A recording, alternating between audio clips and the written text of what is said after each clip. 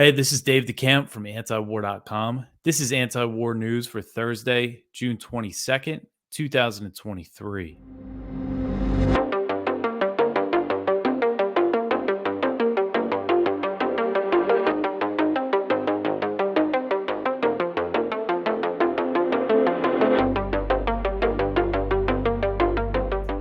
All right, the first story at the top of antiwar.com today.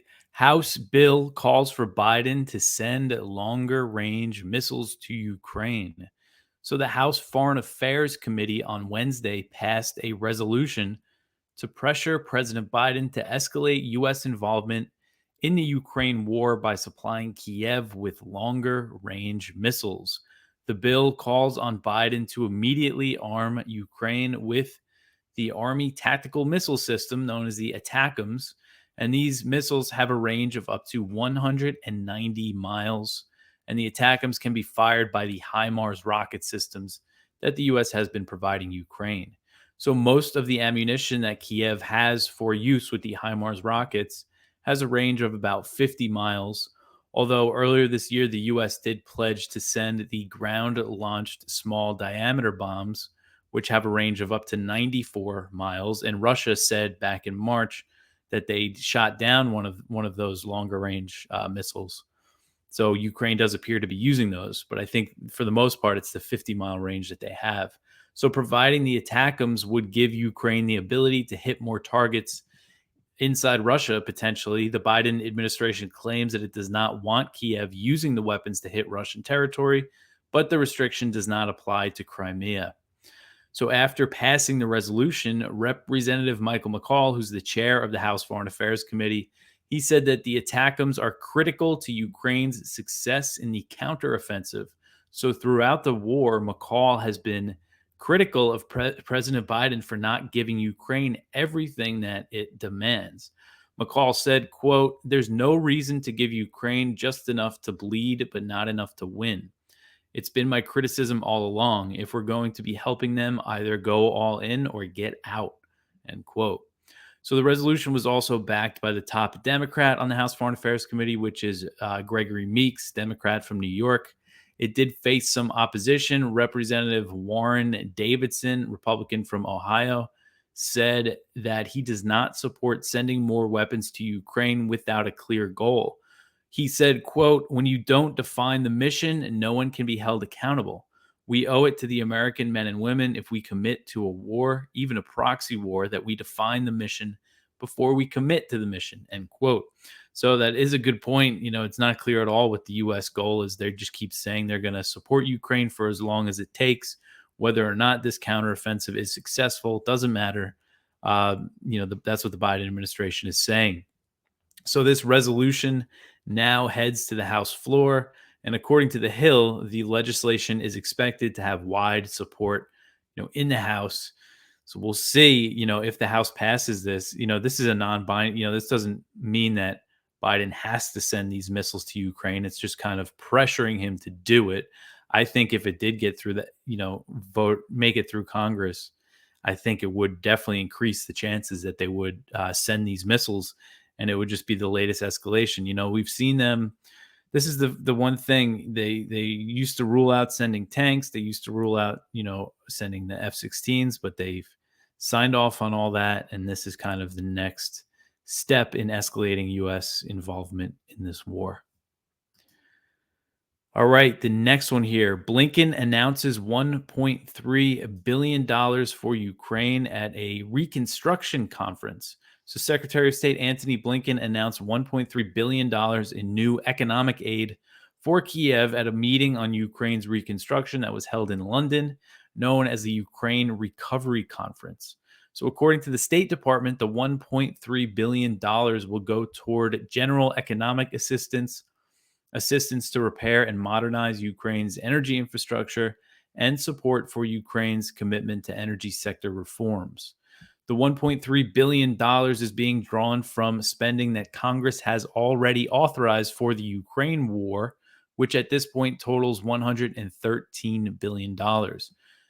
The State Department said that the new aid is in addition to the $63 billion in U.S. assistance that's been provided to Ukraine since Russia invaded on February 24th, 2022. So that's the total that the State Department is saying, and this is the funds that are going directly to Ukraine. That 63 billion includes 40 billion in military aid, although the Pentagon did just say that they overvalued weapons, that they found some more money, claiming that they were overvaluing weapons by 6.2 billion. So I think their adjusted number is that they've sent about 34 billion in weapons to Ukraine. And the 63 billion also includes 2.1 billion in humanitarian assistance and then 19.3 billion dollars in direct budgetary aid, and that funds the Ukrainian government. That funds government services, but they hand it directly to the Ukrainian government. That money. So who knows where it's really going? But at this conference in London, the EU also pledged $54.5 billion in long-term reconstruction support for Ukraine. That's intended to be provided from 2024 to 2027. So that's more down the line. And, these pledges that Ukraine got, I believe the British, I didn't put it in the article, the British also announced a few $billions for reconstruction. But the World Bank is estimating that the reconstruction is going to cost at least $411 billion. So it's big money. And, there's so much money to be made in this reconstruction. And, Western U.S. corporations, are getting in on it. We saw BlackRock sign a deal with Ukraine. JP Morgan, the bank, they're involved. A lot of companies are going to be getting involved in this, looking to cash in on Ukraine's destruction. So the EU is also looking to use frozen Russian central bank assets to fund Ukraine's reconstruction. And that would be an unprecedented move. What they want to do is, they have over $200 billion in frozen Russian funds that are controlled by EU countries. And they want to invest that money and send the profits to Ukraine. So they're trying to do that. And the U.S., there was also that bill recently introduced in Congress in the U.S. That would give the president the power to take the Russian money to give to Ukraine. So we might, see that start happening. All right, the next one here, Zelensky says the counteroffensive is slower than desired. So Zelensky told BBC that this counteroffensive that Ukraine launched earlier this month is going slower than desired, as Ukrainian forces have not made many gains and they're taking heavy losses. Zelensky told BBC, quote, "Some people believe this is a Hollywood movie and expect results now. It's not. What's at stake is people's lives," end quote. So far, Ukraine has claimed that it captured 8 small villages in the southern Zaporozhye Oblast and in the eastern Donetsk Oblast since the counteroffensive started.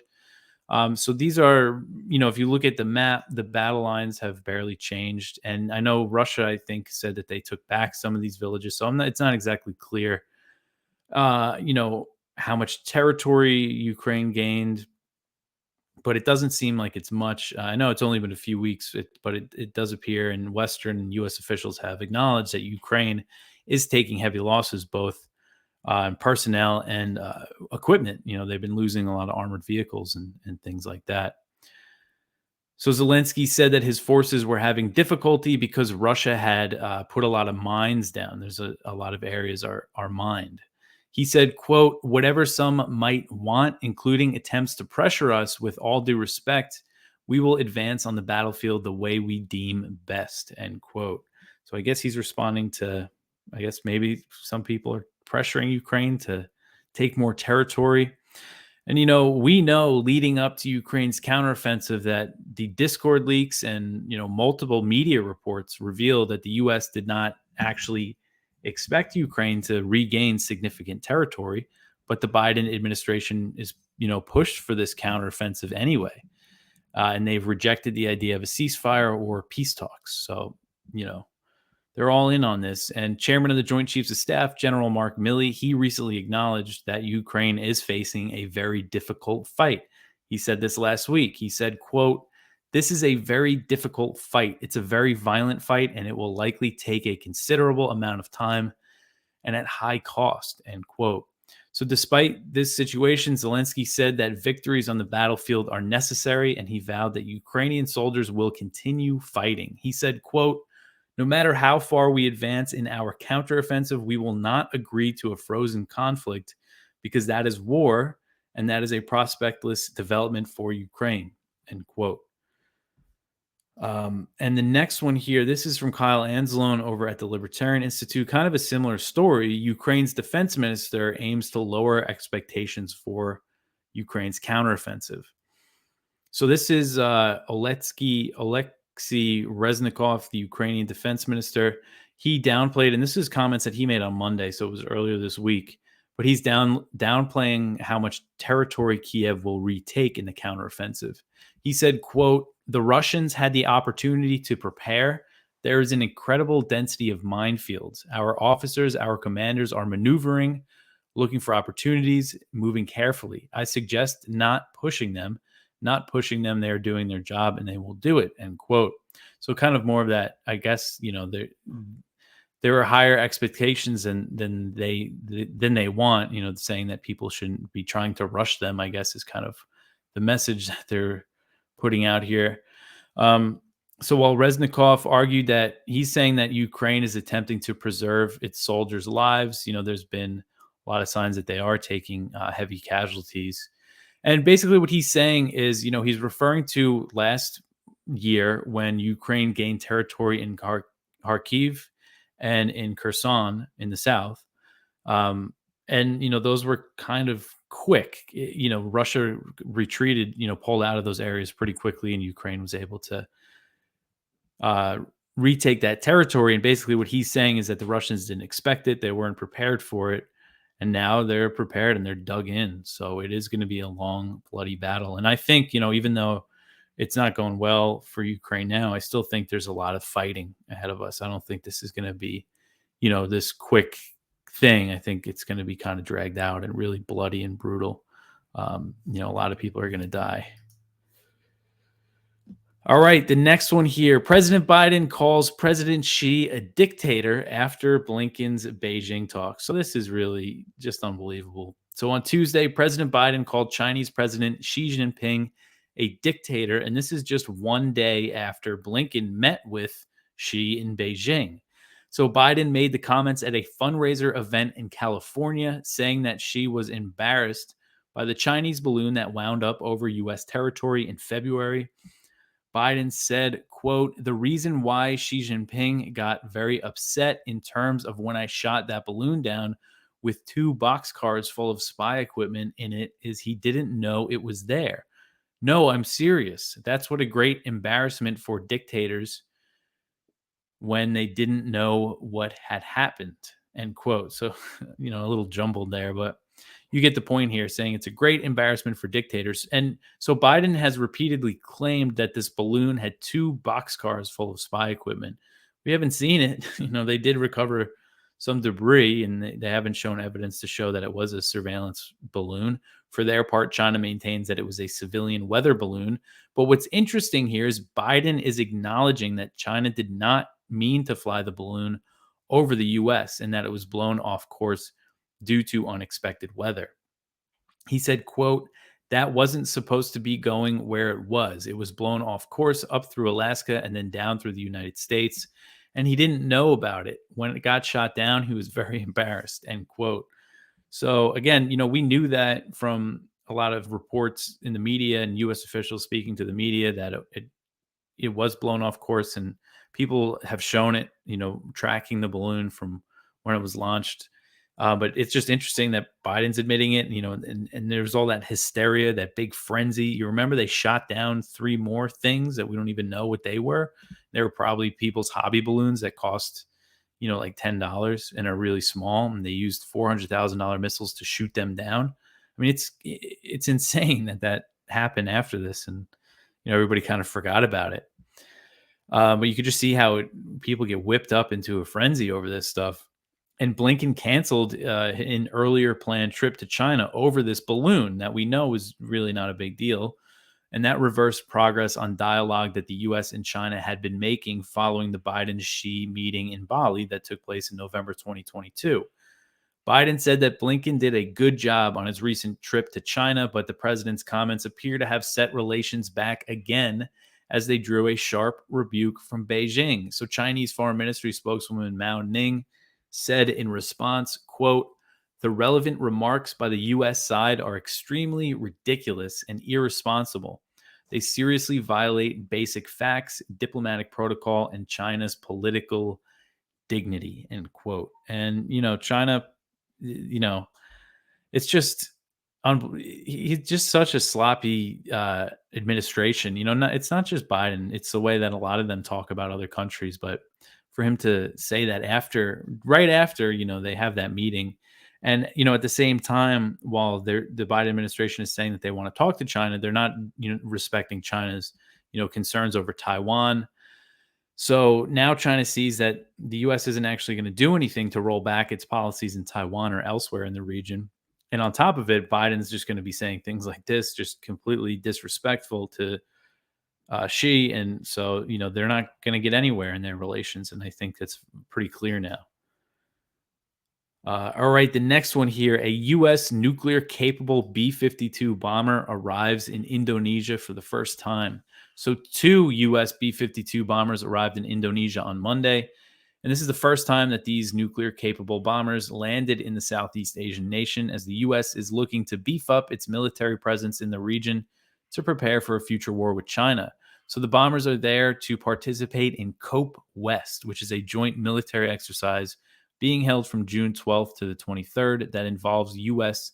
and Indonesian pilots training together. So a Pacific Air Force's spokesman said, quote, "This specific deployment of the B-52s to Indonesia highlights the importance of working with our allies, partners, and other U.S. joint military units as we bolster our collective ability to support a free and open Indo-Pacific," end quote.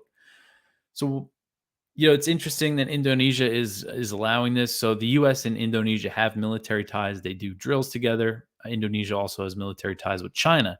And Indonesia wants to remain neutral between Washington and Beijing. And they've resisted pressure to allow the U.S. military to establish bases on its territory. And Indonesia has also spoken out against some of the U.S.'s military efforts in the region, including AUKUS, which is the trilateral military pact between the U.S., Australia, and Britain that will eventually arm Australia with nuclear-powered submarines. They've said they don't want these submarines patrolling their waters. They don't want anything to do with this new Cold War. So that's why, this is, these bombers are going there for the exercises, and I guess they're going to leave. But, it's definitely very provocative to China that the U.S., with all the rhetoric lately, is just sending these huge bombers over there. So I wonder what, if anything has changed in Indonesia's thinking to allow this. So it's not really clear because the U.S. really wants bases in Indonesia. That's something they've really been after for a while, since the Obama administration, at least.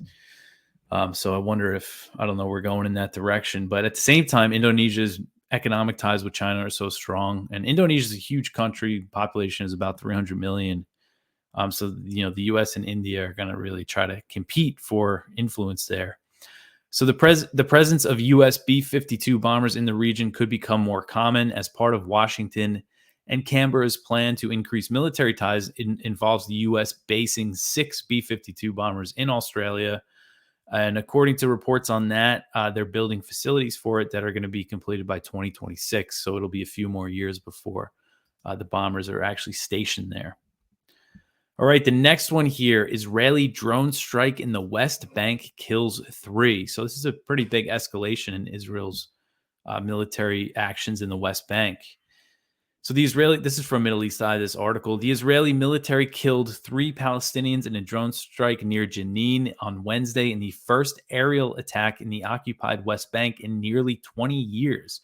So the Palestinian civil defense said that the remains of 3 men were found at the location of the strike, but Israeli forces were withholding the bodies. The Israeli military confirmed the attack and claimed that it targeted a squad of Palestinian fighters near the Jalama military checkpoint, which sits around 5 kilometers north of Jenin.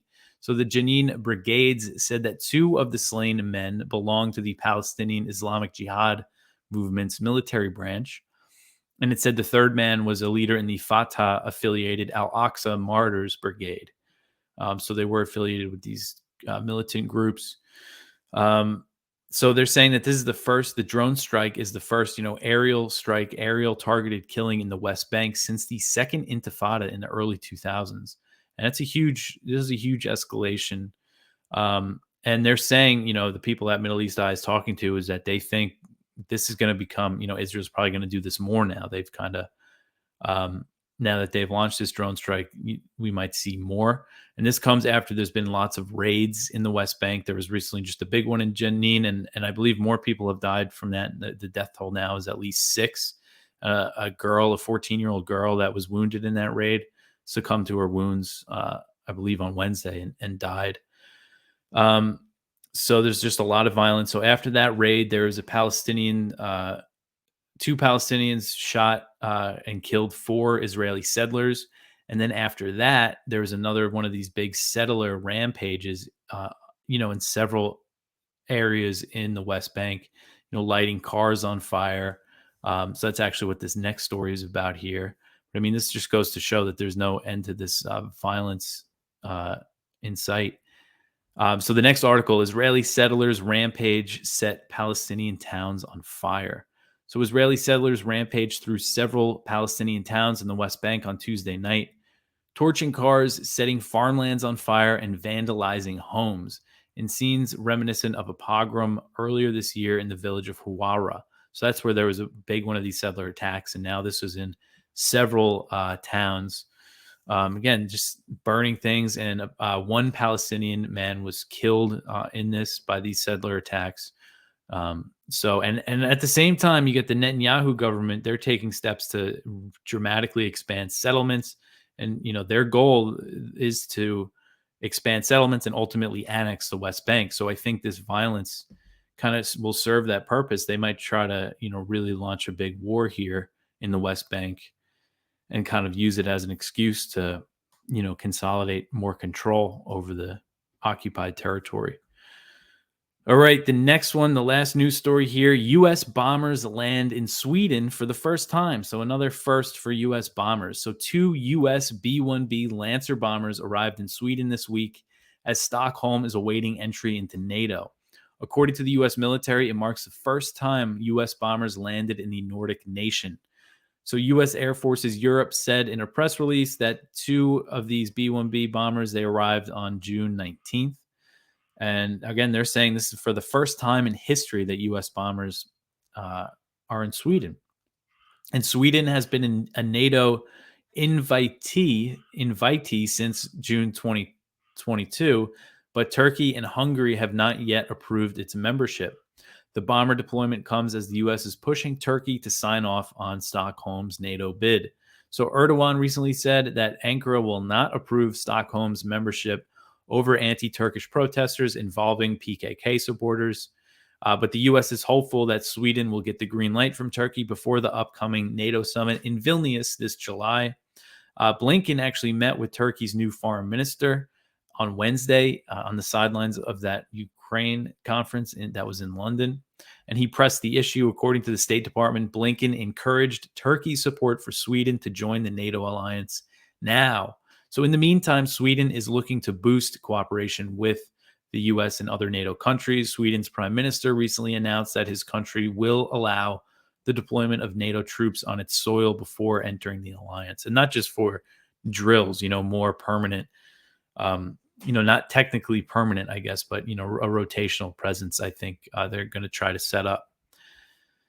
That is it for the news. Go check out our viewpoints. We have one from Norman Solomon, U.S. media blind to American war carnage. One from Ted Snyder, is Putin bluffing on red lines? Ask Putin.